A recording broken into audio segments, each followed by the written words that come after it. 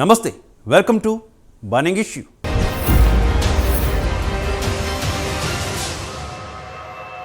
తెలంగాణ ముఖ్యమంత్రిగా రేవంత్ అప్పుడే స్పీడ్ పెంచేశారా? అవినీతి అధికారులపై ఉక్కుపాదం మోపుతున్నారా? పలు కీలక నిర్ణయాలు సమీక్షలతో హోరెత్తిస్తున్నారా? పవర్ పాయింట్ ప్రజెంటేషన్ అంటూ సీఎం రేవంత్ చేయబోతున్నదేంటి?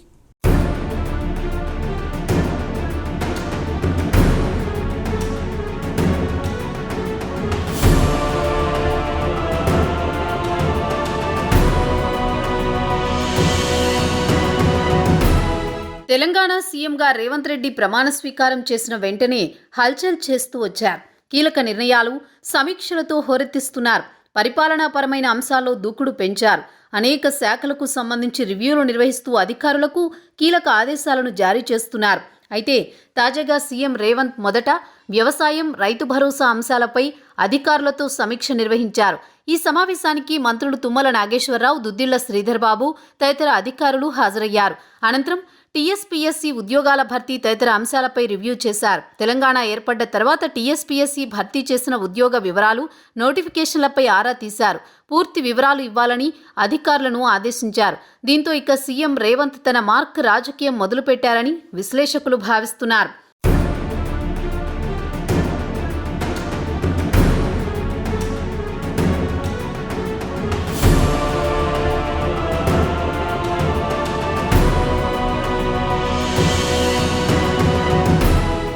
అయితే రాష్ట్రంలో డ్రగ్స్ నియంత్రణ మీద రేవంత్ సర్కార్ ప్రత్యేక దృష్టి పెట్టినట్లు తెలుస్తోంది. తాజాగా డ్రగ్స్ నియంత్రణ మీద సీఎం రేవంత్ అధికారులతో చర్చించారు. రాష్ట్రంలో డ్రగ్స్ వినియోగం పెరుగుతోందంటూ ప్రజల నుంచి ఆందోళన వ్యక్తమవుతున్న నేపథ్యంలో వీటిని పూర్తి స్థాయిలో నియంత్రించడంపై దృష్టి పెట్టాలని అధికారులను ఆదేశించినట్టు తెలుస్తోంది. అంతేకాదు రాష్ట్ర నీటిపారుదల శాఖపై కూడా ఆ శాఖ మంత్రి ఉత్తమ్ సమీక్షలు నిర్వహించారు.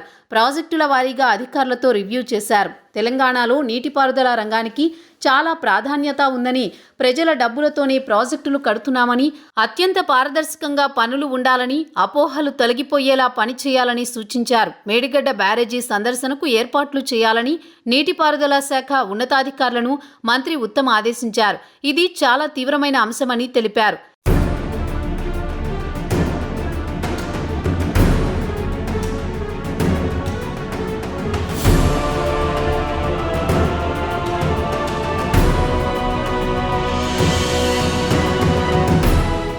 ఇక వ్యవసాయ శాఖ అధికారులతో సైతం ఆ శాఖ మంత్రి తుమ్మల సమీక్ష నిర్వహించారు. రైతుల సంక్షేమానికి అధికారులు పనిచేయాలని, మంచి పద్ధతులు, టెక్నాలజీ సాయంతో అధిక దిగుబడి ఉత్పత్తుల మార్కెటింగ్ కోసం కృషి చేయాలని, వాణిజ్య పంటల సాగుపై రైతులకు అవగాహన కల్పించాలని సూచించారు. అయితే గత ప్రభుత్వ నిర్లక్ష్యాన్ని, ఆర్థిక దుబారాను, ప్రజాధనం దుర్వినియోగాన్ని ఎత్తి చూపేందుకు స్వయంగా సీఎంనే రంగంలోకి దిగుతున్నారని వార్తలొస్తున్నాయి. అసెంబ్లీ సమావేశాల్లో అన్ని శాఖలు, కార్పొరేషన్ల వారీగా పవర్ పాయింట్ ప్రజెంటేషన్ ఇవ్వనున్నట్లు సమాచారం.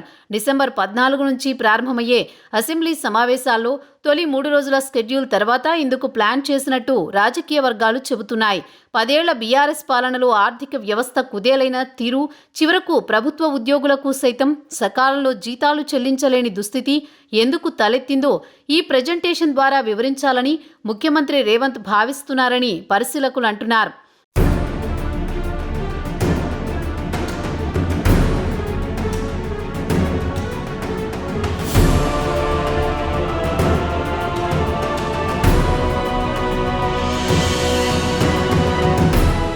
అంతేకాదు తెలంగాణ ఏర్పడే నాటికి రాష్ట్ర ఆర్థిక వ్యవస్థ ఎలా ఉంది, బీఆర్ఎస్ 10 ఏళ్ల పాలనలో ఎలా మారింది, ఎంత అప్పు పెరిగిందనే విషయాలను సర్కారుకు వివరించాలనుకుంటోంది.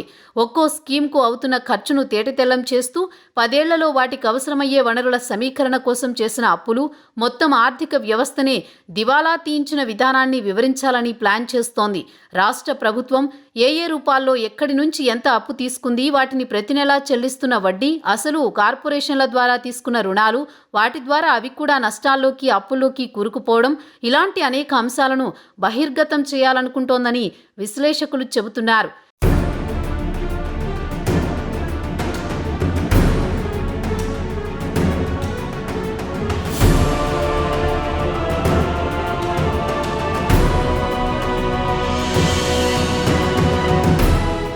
కేసీఆర్ పాలనలో భారీ స్థాయిలో అవినీతి జరిగిందంటూ గతంలో కాంగ్రెస్, బీజేపీ తీవ్రస్థాయిలో విమర్శలు చేశాయి.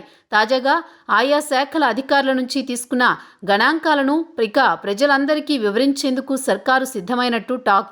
ఏ శాఖలో ఏ రూపంలో ప్రజాధనం దుర్వినియోగమైందో లెక్కలతో సహా వివరించేందుకు సిద్ధమైనట్లు సమాచారం. కేసీఆర్ సీఎంగా ఉన్న గత 10 ఏళ్లలో ఏటా ఎక్కడి నుంచి ఎంత అప్పు తీసుకున్నది, ఏ అవసరాలకు దానిని ఖర్చు పెట్టింది, దాని ద్వారా ఎలాంటి ఫలాలు అందుతున్నాయి, వాటిని తీర్చడానికి ఉన్న మార్గమేంటి, ఆర్థిక దుబారా ఎక్కడెక్కడ జరిగింది, ప్రభుత్వ ఉద్యోగులకు జీతాలు కూడా ఇవ్వలేని దుస్థితి ఎందుకు తలెత్తింది, ప్రజలపై తలసరి అప్పుభారం ఏ మేరకు ఉంది, చివరకు రాష్ట్ర ఆర్థిక వ్యవస్థ ఎలాంటి సంక్షోభంలో కూరుకుపోయింది అనే విషయాలపై పవర్ పాయింట్ ప్రజెంటేషన్లో స్వయంగా ముఖ్యమంత్రే వివరిస్తారని సమాచారం. ఇంకోవైపు ప్రభుత్వ రంగ సంస్థలైన కార్పొరేషన్లు ఏ అవసరం కోసం ఎంత అప్పు తీసుకున్నాయి, అవి ఎటువైపు డైవర్ట్ అయ్యాయి, వాటిని ఏ తీరులో ఉపయోగించింది, ఎప్పటికల్లా వాటిని తీర్చాల్సి ఉంటుంది అనే విషయాలను కూడా సీఎం ప్రస్తావించనున్నారని రాజకీయ వర్గాల్లో బలంగా వాదనలు వినిపిస్తున్నాయి.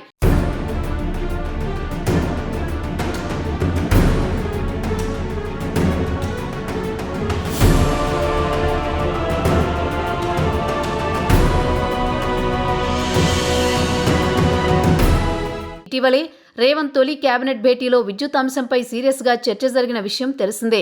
కాగా ఈ భేటీలో తెలంగాణ విద్యుత్ శాఖలో ఇప్పటి వరకు 85,000 కోట్ల అప్పులు ఉన్నట్లుగా ముఖ్యమంత్రి రేవంత్ రెడ్డికి అధికారులు తెలియజేశారు. దీంతో అధికారులపై ఆగ్రహాన్ని వ్యక్తం చేసిన రేవంత్ నిజాల్ని ఎలా దాచిపెడతారని ప్రశ్నించారు. ఇక విద్యుత్ రంగ లెక్కలు సైతం బయటకు తీసేందుకు సీఎం డిసైడ్ అయినట్లు తెలుస్తోంది.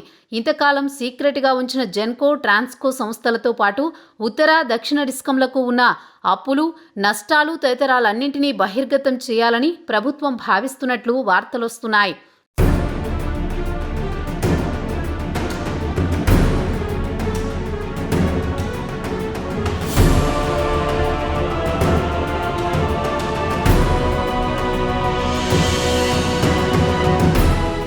అసలు మిగులు ఆదాయ రాష్ట్రంగా ఆవిర్భవించిన తెలంగాణ 9 ఏళ్లలో దాదాపు 5 లక్షల కోట్లకు పైగా అప్పును మూటగట్టుకుంది. వివిధ కార్పొరేషన్ల నుంచి తీసుకున్న రుణాలు మరో 1,00,000 కోట్లు ఉంటాయని అంచనా. కామధేనువు లాంటి హైదరాబాద్ ఉన్నప్పటికీ సంక్షేమ పథకాలు, ఉద్యోగుల జీతభత్యాలు, సాగునీటి ప్రాజెక్టులు, ఏ పూట కాపూట కొనుక్కోవలసిన కరెంటు అన్నీ కలిపి అక్షయ పాత్ర లాంటి తెలంగాణను అప్పుల పాలు చేశారని రాజకీయ వర్గాల్లో పెద్ద ఎత్తున విమర్శలు వినిపిస్తున్నాయి. దీంతోనే ఇక గత 10 ఏళ్ల నుండి తెలంగాణలో ఉన్నటువంటి అనేక రకాల స్కీములు, ప్రాజెక్టులు, డిపార్ట్మెంట్లు, కార్పొరేషన్ల వారీగా అప్పులను, ఆర్థిక భారాన్ని పవర్ పాయింట్ ప్రజెంటేషన్ ద్వారా వివరించాలన్నది సీఎం రేవంత్ ఉద్దేశమని పరిశీలకులు అంటున్నారు.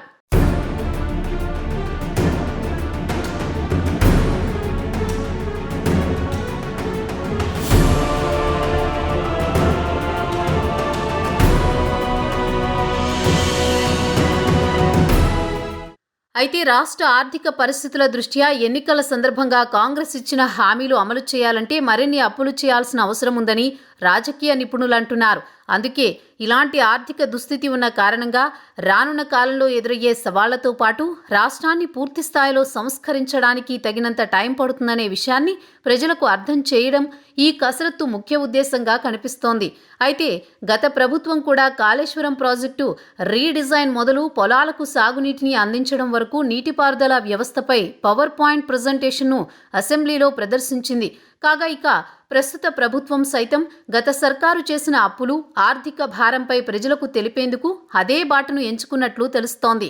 సరికొత్త ప్రణాళికతో సీఎంగా రేవంత్ చేస్తున్న పనులు భవిష్యత్తులో ఎవరెవరి బాగోతాలను బయటపెడతాయో తేలాల్సి ఉంది.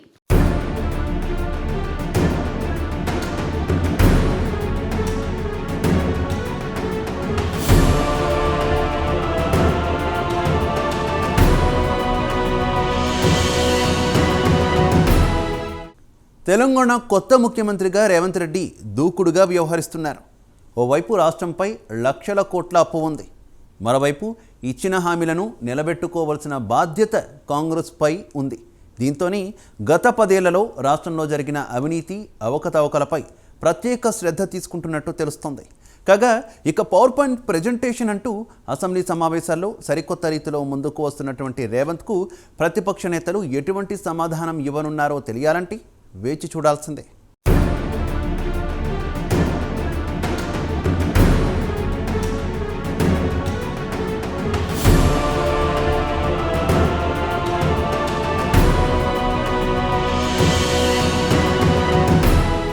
బర్నింగ్ ఇష్యూలో షార్ట్ బ్రేక్ తీసుకుందాం.